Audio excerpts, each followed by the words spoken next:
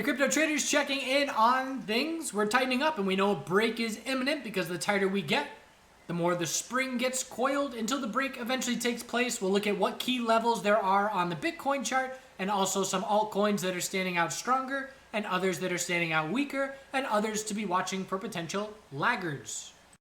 Bitcoin, we've got a tightening daily range, and if we zoom in, the 12-hour is nice and clear. So we're watching this 12-hour equilibrium, which is going to determine short-term direction. I am viewing it as this. Lower highs set at 36.7 thousand, higher lows set at 33.1, and now a lot more choppy and sideways. So as far as the 12-hour is concerned, those are the two levels that I care about, 33.1 and 36.7. But if we zoom in even further, we now have a 4-hour tightening range. So I'm viewing this as a high, low, lower high, and now scouting a higher low. The bulls are attempting a 15-minute trend change back in their favor, and we just saw it confirmed with the lack of follow-through. This 4-hour candle just started forming. If we see a bit more follow-through, it will be a 4-hour high or low, and we'll then scout anything under 35.1 as a lower high. So which time frame should we be focused on more? Well, number one, it depends on what kind of trader you are. If you're a swing trader, you're just watching the 12-hour chart. If you're a day trader, you're watching the 4-hour, but you can watch both. We can watch this 4-hour chart, and if we break 4-hour resistance, we then zoom out, and we can watch 12-hour resistance, knowing that we need follow-through over that level as well. So for example, if the Bitcoin bulls break 35.1 thousand and break the 4-hour lower high, they're not out of the woods yet, because anything under 36,000 is just a 12-hour lower high. So we could remain in a tightening range for another 24 to 48 hours or so, and we're watching very closely because it's going to determine whether we lose the daily higher low pattern and start weekly consolidation after a very minimal weekly bounce, big picture, or whether that bounce continues if we can see a bull break. The Bitcoin dominance chart is weak. So we've been dropping, and because we've been trading sideways on Bitcoin and the dominance chart is dropping, that tells us the altcoins have been going up. The weekly is an equilibrium. This is a very important chart to pay attention to. As we know, the pattern for the last 7+ months has been the bull moves in crypto are convincing when it is alts leading the way. So how this weekly equilibrium breaks will be very notable. If it breaks bullish, in the absence of very significant Bitcoin bull news, that's one thing that would throw off this correlation.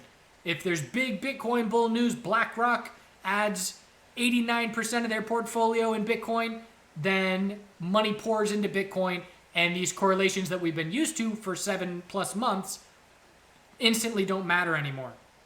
But in the absence of news like that, we've got our low, high of the bounce, higher low formed at 41.21, and now we've rejected from EMA resistance, and we rejected from 48.69, and it's just another lower high. So now we're watching for another higher low compared to 41.21, but again, we can stay within this tightening range for another few weeks. If this breaks bull, for me personally, in the absence of news, if this breaks bull, that tells me we're headed back down towards our recent lows, most likely, because that will tell me that we're dropping and alts are dropping faster than Bitcoin is. If this chart breaks bearish, that could be the scenario of the crypto market is going up and the altcoins are going up faster. And that's what bulls want to see, in my opinion, because the strongest crypto environments are when we're seeing rotation going around. And this coin pumps, and then profits head over to this coin that pumps that's been a laggard, and then it goes to this coin. And when that action is going on, and we've been seeing a little bit of it, we saw XRP with a quick hard pump, and then we saw just recently Sushi is now having a big pump, and that's taking some DeFi names up with it. So again, that is rotation that's been going on over the last couple of weeks, and the bulls want to see that continue because it just continues to add confidence for the bulls in the sector as a whole. So how this weekly dominance chart breaks and how the individual coins that have BTC pairing charts in weekly equilibriums, like Ethereum, how these weekly charts break, which will likely happen, I mean, no need to guess, but if we were forced to guess, set a lower high in another week, pull back for 2 weeks for a higher low. August. We're going to look for a break in August of these weekly charts, and it's going to have significant implications as far as my overall outlook on the cryptocurrency space as a whole. So again, at this point, I have my positions from the 30K flush, trying for monthly higher lows. I've got my no touch positions, and I've got a bunch of cash waiting for shorter term trading opportunity, but I'm not doing anything with that shorter term capital while we're in 12-hour equilibriums. So we're watching the dominance chart for a higher low compared to 41.21, but certainly no sign of it at this point. ETH USD. So last time we checked in was an in-depth trade review video, and I was talking about how I wanted a bullish entry, and just because I had to go to bed and the way that it played out, I ended up getting stopped out, had to limit my risk, but was still confident in daily higher lows. The last video thumbnail was scout daily higher lows, and we got them very shortly after that, and we saw a bull break on Ethereum that resulted in a solid 17% follow through. So I look back at that and I learned from my lesson. I don't feel FOMO because I have multiple positions with multiple time horizons that benefited from that move, but it was just a miss as far as a 1 day swing position on a real aggressive position. But that's the way she goes, and there's always another trade, so not too hung up on it. And right now, ETH is strong. And we're looking at our recent high of 23.89. We're looking at a bull cross of the 12 and 26 EMAs possibly for the first time since the all-time high. And if we get over 2400, that bull cross is very likely to take place. Short-term support, 2160 is now a must-hold level. If we lose 2160, we lose short-term bull momentum. So this weekly bounce is still underway. No sign that we've topped out yet. And if the Bitcoin equilibrium breaks bull and the dominance stays weak, then we're going to see these alts with another solid leg up. So ETH BTC showing us strength. Daily chart, higher low every day the last 4 days.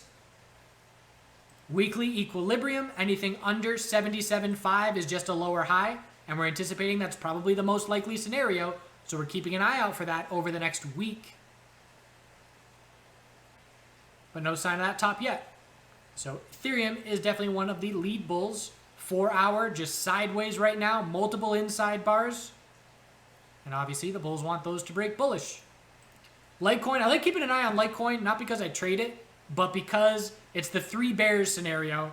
And that's probably a wrong example. I don't mean bear as in what you think with stocks. I mean the Goldilocks and the 3 bears, where you've got your middle, you're too hot, too cold, you're just right. So we got Bitcoin, we've got ETH consistently stronger, we've got LTC consistently weaker. So I like looking at what a stronger altcoin looks like and what a weaker altcoin looks like, and Litecoin has been that weaker name to be keeping an eye on. So it's just been sideways for over a week at this point, absolutely no progress for the bulls. We rejected from daily resistance, but we are still holding daily support of 130.60. But because we've been trading sideways, the dominance chart sideways as well. Again, nothing going on. And there's a lot of altcoins that are seeing these bull breaks during this sideways environment. Litecoin, not one of them. One little tip, something that I do every morning when I sit down to check in on the space, I have my list here of all my crypto that I am interested in, the larger cap names, and I organize from strongest to weakest. And then from that point on in the day, I can watch and see who's gaining strength and who is losing strength just by how these positions shape up. So right now I've got it stacked of weakest to strongest, and if I come back in 3 hours and theta is then at 6% and ETH is then at 2%, they're still going to be ranked this way because I would have to press it again to reorganize them, but that shows me since this morning, this name has been gaining, this name has been weakening. So I use that information just as a quick glance guide as far as how is everything shaping up. And I can very easily see Litecoin and ICP are clearly the weakest names today, and Sushi and Link are clearly the strongest. And I only have, 15 coins on here or so, so there's plenty that are not on this list, but these are the names that I pay attention to most.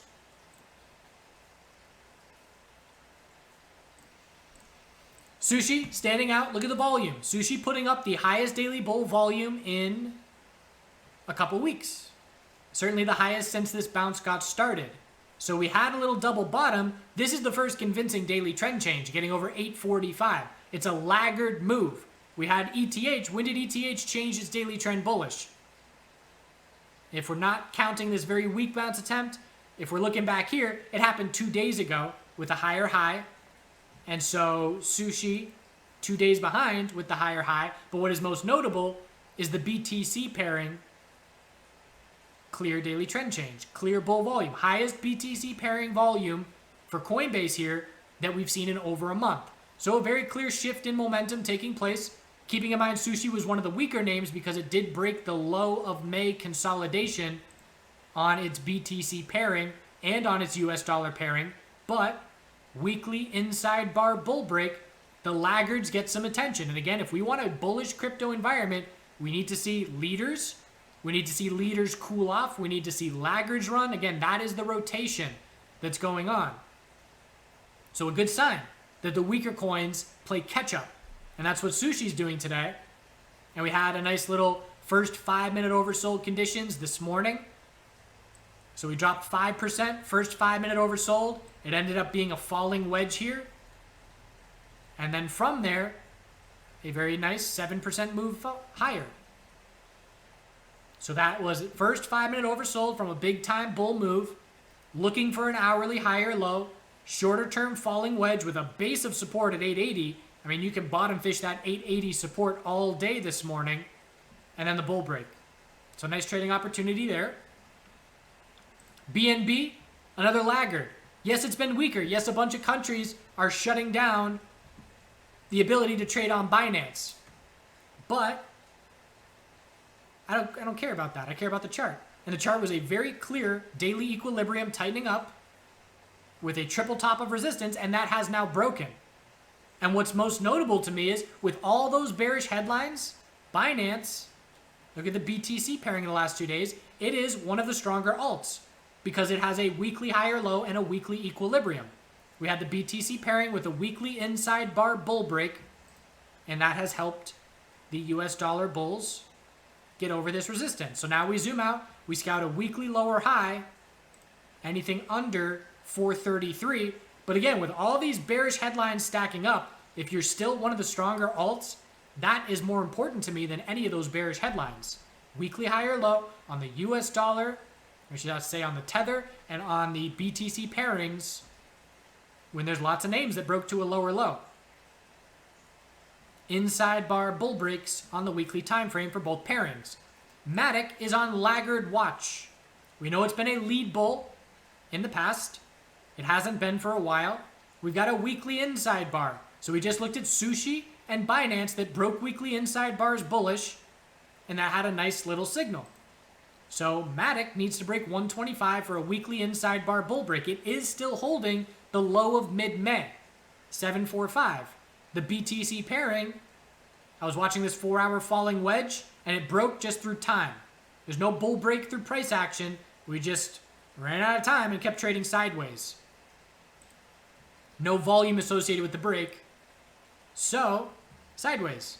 But we're over the mid-May low for both pairings. And the weekly here is an inside bar as well. So we just saw it on Sushi. We just saw it on Binance, 2 laggards. We're now watching for Matic to do the same thing. If these weekly inside bars break bull, both pairings need to break bull at the same time if we're going to be looking for follow through. This is a trade setup to be watching for the rest of this week. Short-term resistance, 118, just rejected the price. 118 is your first signal. 125 is the signal.